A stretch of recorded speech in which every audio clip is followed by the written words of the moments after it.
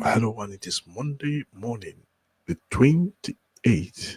Yes, the 28th of March 2025. Sorry.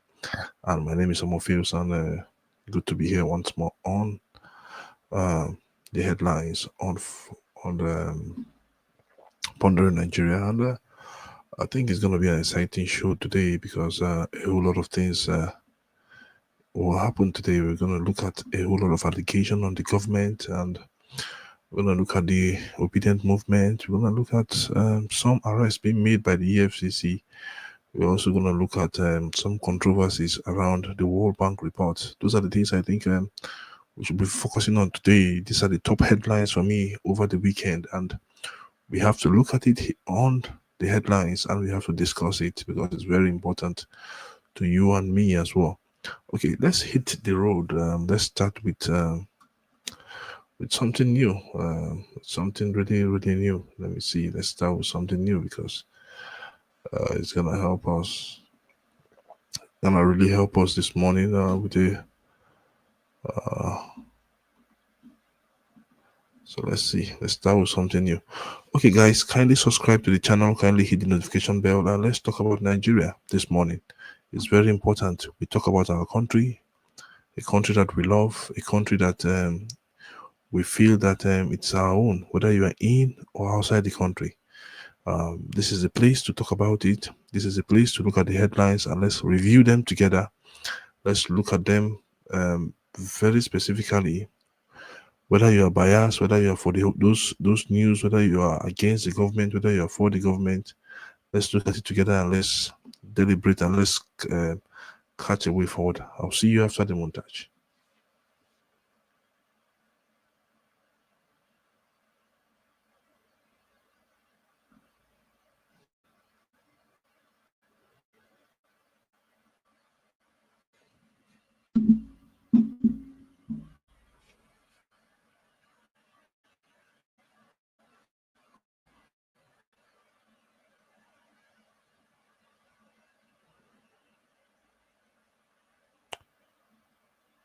Okay, let's hit the road.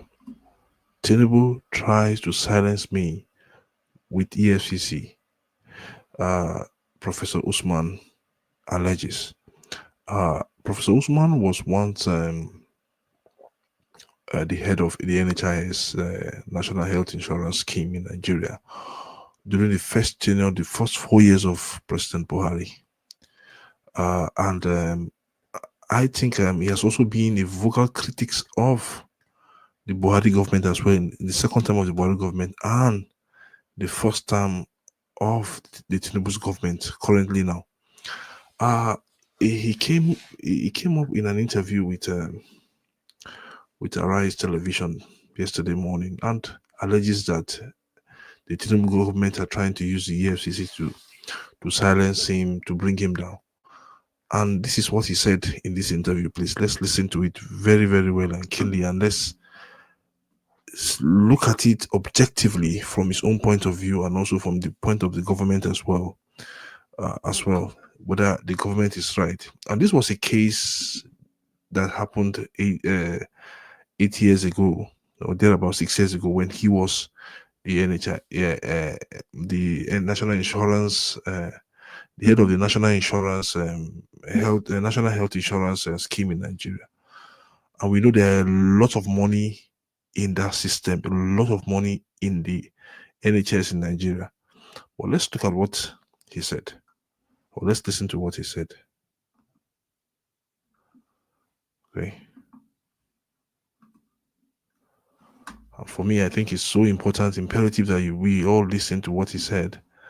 And the Prof, for giving us a context to that. I know that this case is before the court, and we may not really be able to dig deep into what happened. But then I would still like you to speak further to it. What, in your opinion, informed EFCC essentially digging up this case 8 years after you left? You are saying that it's all about President Bola Ahmed Tinubu, but EFCC deals essentially with financial infractions. And 8 years ago, as some people will have argued, may not be statute bound, as they say. So why do you think that this has been, dogged up 8 years after? And then secondly, if you can take that together, why did former President Buhari let you go as the executive secretary of the NHIS, given the fact that you only spent 3 years at that time? 3 years ideally will not be the tenure of an executive secretary. Were there financial impropriety? Were they fully dispensed with as at that time? Otherwise, maybe that will explain why the EFCC is digging that up at this moment. Right. So the first one, I will tell you, the first one is already explained it. The EFCC are playing the attack dogs of this government. There is nothing. There is nothing. If the EFCC, the current leadership of the EFCC had done their due diligence, I have a huge file in the EFCC, 9 years. When I was during one of my suspensions, I was sitting in the room. I got a call from the acting chairman of the EFCC at that time, Ibrahim Magu. Never met him, never spoke with him. Called me over, come to the commission. I came to the commission. In the conference room, he had assembled his senior staff. He walked in briskly and said, "Prof," after introducing himself and the gentleman in the room, he said, "Prof, hand over all papers, all documents related to any monies, any infractions by HMO, banks, or anybody will get their money back." He walked away. True to his words, Ibrahim Magu's EFCC swung into action and recovered billions from banks, from HMOs, for the NHIS. And he was gracious enough when they were transferring the first tranche of money they got back to the then executive secretary.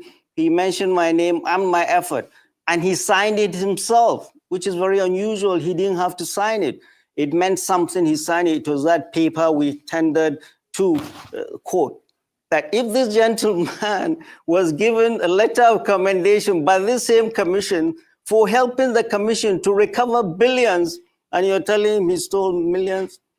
NHIS, people don't know, Nigerians don't know, I was in control of more money in the NHIS at that time, real solid, cold, hard cash, than most governors. If I wanted to steal money, I would have done that. My fight in the NHIS was public at that time. When I came to the NHIS, nobody could tell me how much money NHIS had. The year prior, September 2025, the federal government had given a directive that all MDAs should transfer the monies from commercial banks to the TSA in the central bank. When I came, nobody could tell me. So I commissioned an independent financial firm to audit all NHIS accounts. When they presented the report to me, over 13 commercial banks were holding NHIS money in their vaults illegally, over 100 billion. That is 100 billion of Buhari's time, not Tinubu's 100 billion. Over 100 billion. I compiled that report and gave it to all the officials. I presented that to my board. I showed it to my minister. I gave it to everybody that needed to know. So it is that money that Magu's EFCC was recovering. And the HMOs, my fight with them was public, was fierce, was messy, because they were not doing what they were supposed to do. They were holding on to people's money they were supposed to pay for people's health. So my fight with them was very public, and my fight in the NHIS, in the EFCC, ICPC, even the presidency, everywhere. I didn't come to Nigeria to steal money. Better things to do. I wasn't brought up that way, and I don't bring my children up that way. People that steal money in government do not talk. They do not speak up. They're quiet, so they don't come after them. So it's now President Bola Ahmed Tinubu's time. Oh, this guy is talking too much. Get this guy, go to the EFCC, dig something up. I'm not a politician. I'm not one of those politicians that have stolen money, that you dig up things and shake him up and silence him. Speaking up, we'll continue to do that because it's our responsibility as citizens. We have seen a better Nigeria. A Nigeria we owe a debt of gratitude to. What we are seeing now, we will not allow to continue. Thank you very much. The other question, why did President Buhari let me go? Yes. Well, I had a sit-in with President Muhammadu Buhari. I was suspended in the NHIS twice. Why? Because I did not allow those that wanted to partake in the buffet of corruption I met. I didn't allow that. And they were fighting me all over the place, from the unions who were their foot soldiers, to the HMOs, to the banks, to the ministry, to the National Assembly. Everybody, instead of them to do what is right and work, do the job of the NHIS. The NHIS has the potential to do a lot of good. The NHIS is the CBN of healthcare. It has the potential to positively impact our people, only if that potential is harnessed. But nobody wanted to harness that. Everybody wanted to take part in that corruption. And I refused. And that was my fight. I didn't know. Unbeknownst to me, a cleric went and spoke with the president. And I would hold the name of that cleric. That was when he came back from hospital. But you need to listen to this gentleman. I went and sat down with the president, and I told Mr. President, you gave me this job without knowing me, without ever seeing me. And I made a promise to God Almighty, not to you, that I was going to be a good custodian of that which I'm entrusted with. So help me God. And that is what I'm going to do. You gave me this job, Mr. President, and you have the power to fire me now before I get out of this room.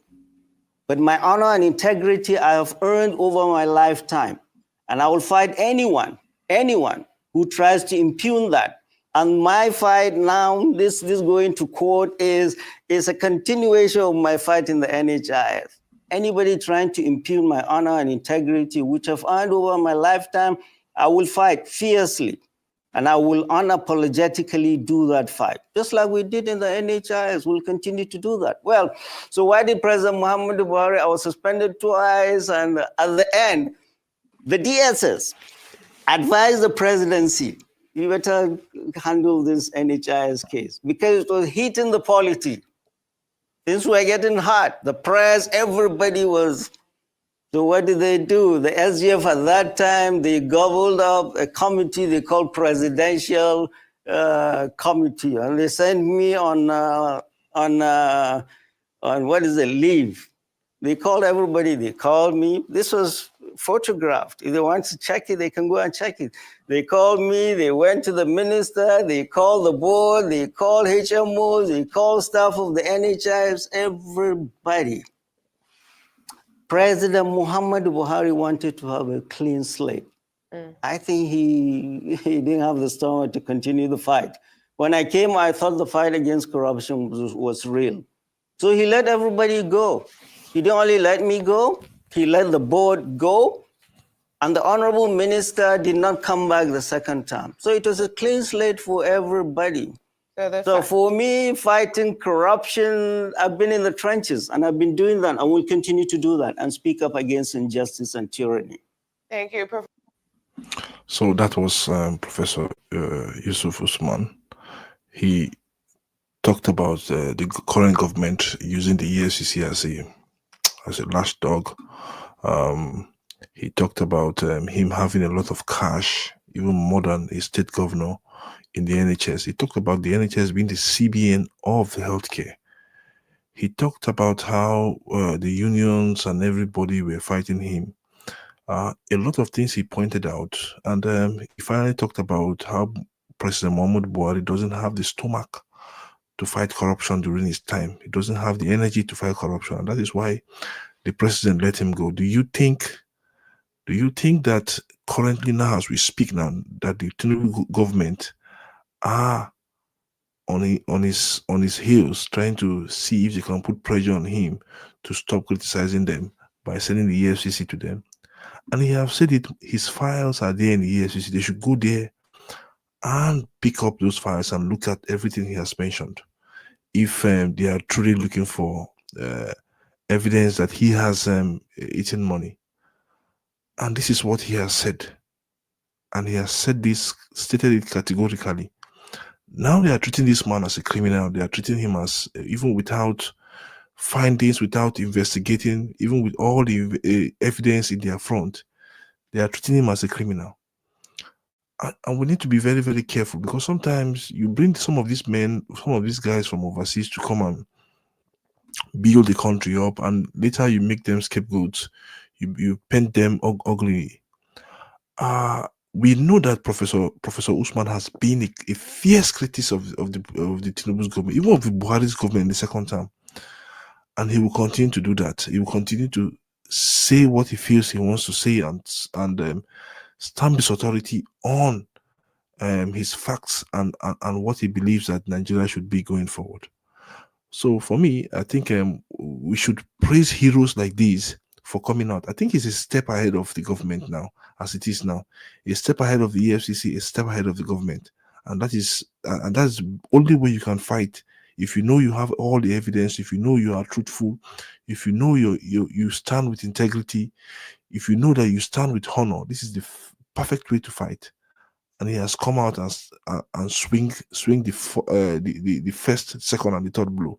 So waiting for the government to see what next will happen, what the government move will be next. I think that is what he is doing. And for me, kudos to him for coming out to say it. The EFCC will learn how to investigate cases, not going on wise goose chase. Because this guy did not believe in me. This guy did not. I will not use the word because this guy did. We don't agree on the same. You must not agree with somebody, and that is for me my own. You mustn't agree with somebody, and it's not everything. It's not every fact that you must agree with somebody. So let's know what you think about. Let me know what you think about this story of Professor Usman, and let's move on to the obedient and.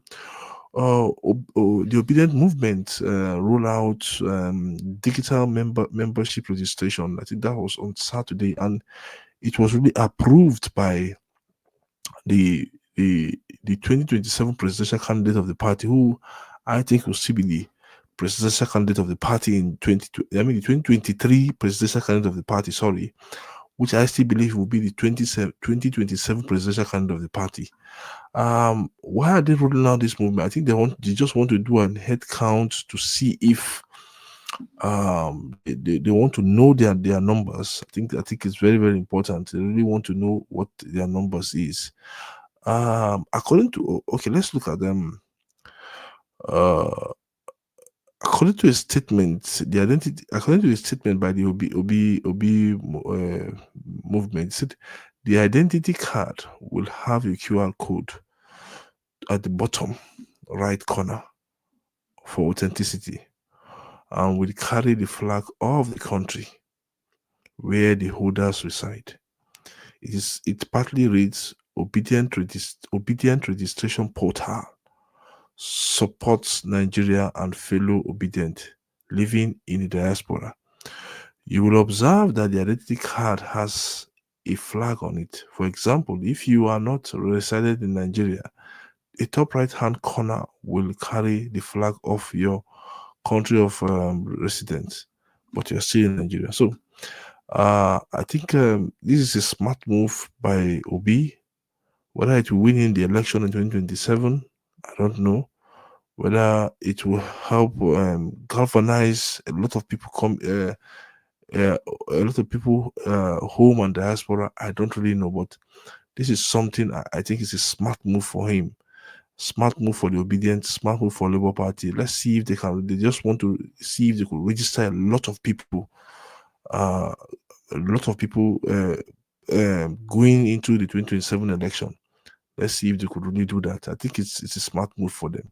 For me, I don't know what you also think about that, but this is a smart move from the obedient movement, and it's left for us to see if it will really help galvanize the people that have the young people with energy to support the obedient. I think the problem that the obedient movement have is that they are still not widespread across the country. Yes, they are dense. We have more of them in the south, in the north central, but you still need to push your tentacles across the country.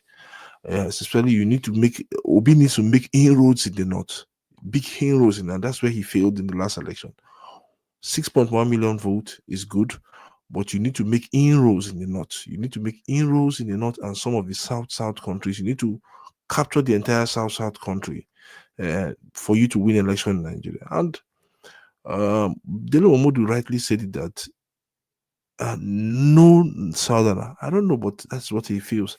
That's what he said. No southerner can come against President Tinubu in 2027 and thinks he will win. So Obi needs to, for Obi to win, it's not that it's not possible, but for me, for Obi to win, he has to expand his tentacles very well. He has to expand that. You see, his base is still limited. He has to expand that base beyond what it was in 2023. He has to expand that base. Yes, there have been crises in his party. They've been up and down with him as well.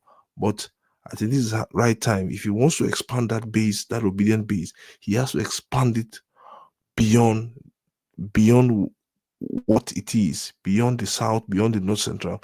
He has to start making inroads in places like Kano. He has to start making inroads, which I think is not possible, but quite impossible. He has to start making inroads in the far north, and let's see what is going to happen at the end of the day. I think it's kudos to him. Okay, let's move on to the next story. This is a foreign one. This is a foreign story. Okay, you look at FBI arrested 22 Nigerians in a sextortion ring linked to teenage death. I think I watched this. Was it last month? I watched the parents of one of these victim.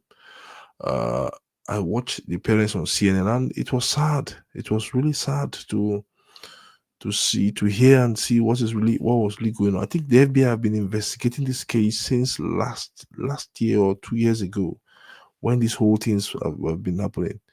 And the FBI, and like I said, the EFCC should learn from the FBI. The EFCC should. I think government should take their hands off the EFCC. They should fund it, but they should preserve its independence. So let's look at the work the FBI have been doing. This is an international mission, and they went on to execute it in our own country, Nigeria. Sextortion is, for me, what it is now.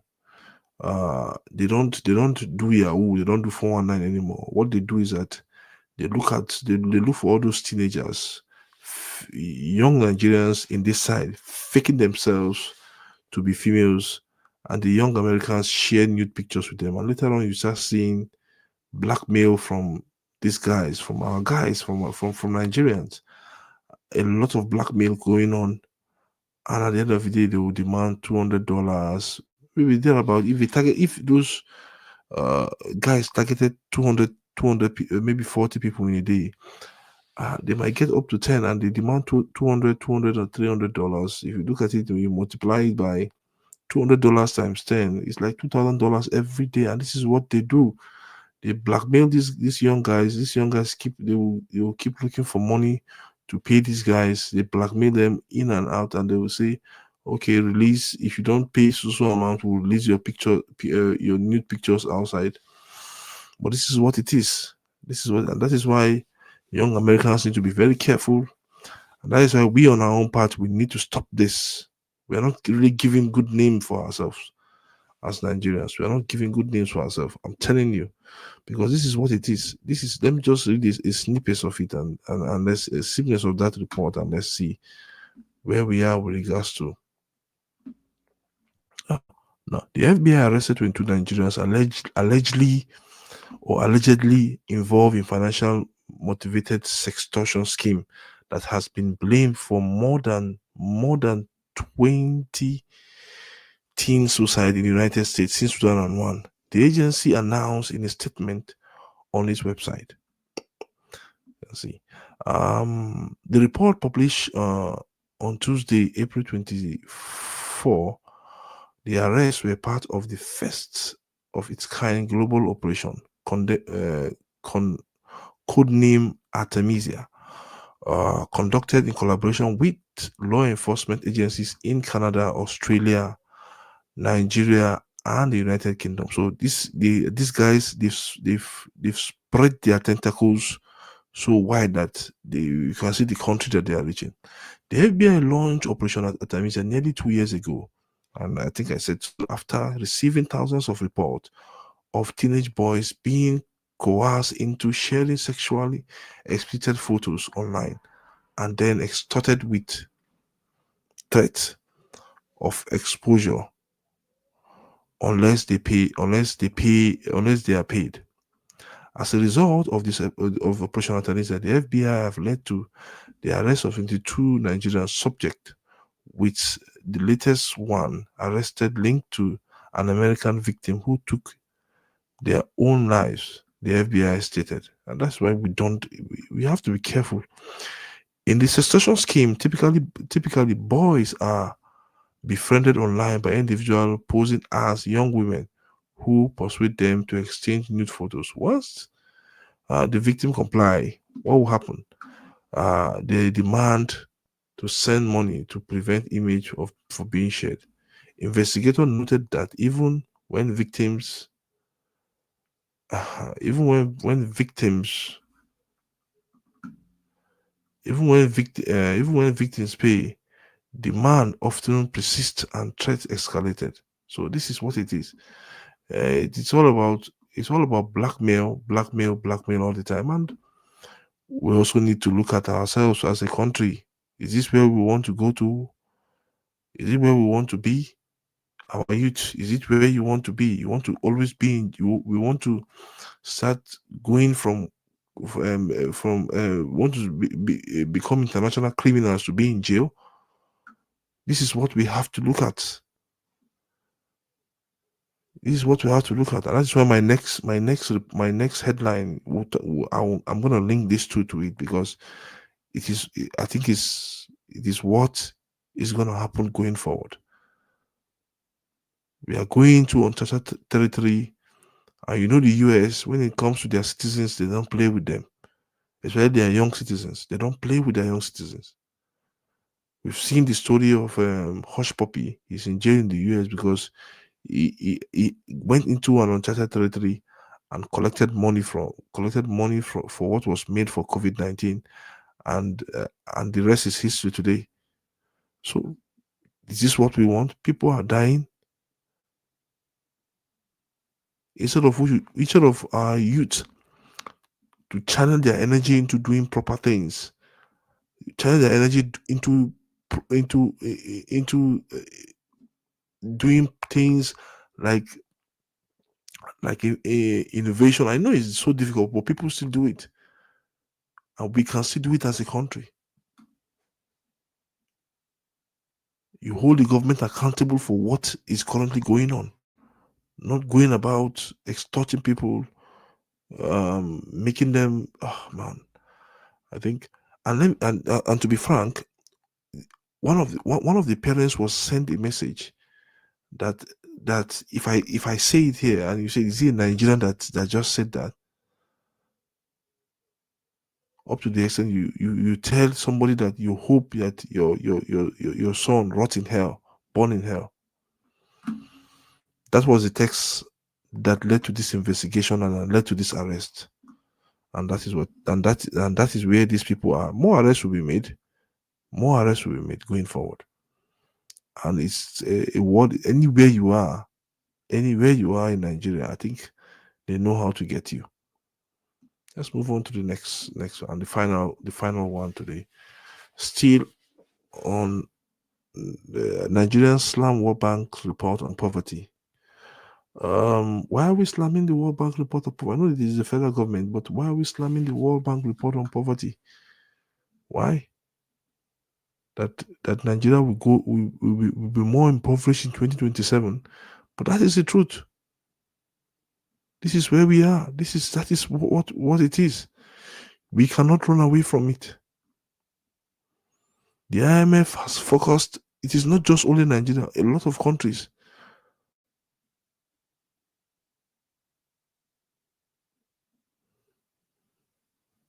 They have downgraded our economic growth forecast because they've seen it.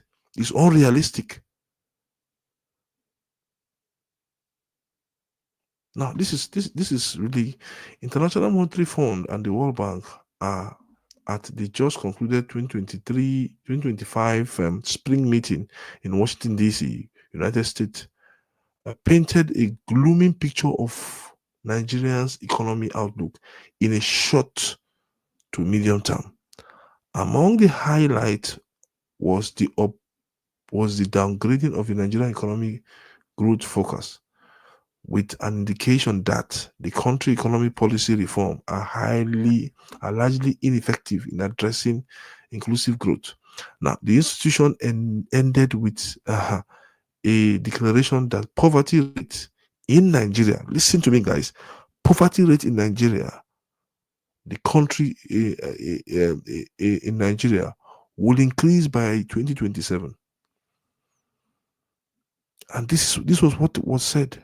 Meanwhile, comment on the World Bank verdict on Nigeria economy. President of the Nigerian Association of Chambers and Commerce Industry, Mining and Agriculture, Dele Oye, proposed some short-term intervention that could help shield Nigerian vulnerable population, and make meaningful progress in the fight against poverty. But while expressing concern about the World Bank verdict, the Action Aid Nigeria AAA said it will surprised by the grim projection of the World Bank. They should not be surprised because this is what it is. We've not been investing. The country has not been investing. The country has not been investing. Let's tell ourselves the truth. We have not invested in human capacity. We have not invested in infrastructure. We have not invested in the things of the future. When people are running, we there for Nigeria, they waka. That is what it is. When people are running, when people are expanding, Nigerians are walking, or they are crawling. This is what it is. We they crawl for Nigeria, we know they run. And to be frank, we have to change. Our leaders have to change. The way the country is being run have to change. Now crawl, we know they run. We know they chase things where we're supposed to chase. Where other people they chase to make their life better. And I'm sorry to say it. And that is why you see our youth are going into things like sextortion, things like yahoo, things like armed robbery. It is a reality. You cannot change it. Me and you, at the moment, cannot change it. And the government, it's only the government that have the will, if they have the will to change it. But what do you see from the government? It's all about, it's uhuru for them every time. When there's money to share, they are friends. When there's no money to share, they are enemies. And this is what we have seen. Take it or leave it. So, this is our headlines for this morning. Let me know what you want to react to. Do you want to react to the news from the professor who said the Tinubu government are trying to silence him, or you want to react? Which one do you want to react to? So that we talked. I think we spent quite a number of time analyzing and looking at all of them and seeing how they affect us. So these are the headlines for this week. 4 of them, I think, presumably, are top headlines for this week. I don't know what your top 4 headlines are, but these are the top headlines for this week. So let me know where you stand. Send in your comments, send in your comments, and let's see where we are. So comment and let me know. Let me know what you think. Let me know what you think. So you want to talk about the professor? You want to talk about the FBI arrest? Do you want to talk about Peter Obi? You want to talk about Peter Obi and his and the movement? You also want to talk about the FBI arrest, like I said. You want to talk about the World Bank report. Does it reflect what is the current situation on ground? Does that reflect the current situation on ground? Because this is a short and short dash medium term projection. What if they have projected a long term projection? How many people are poor in Nigeria? How many people are jobless in Nigeria? We know that.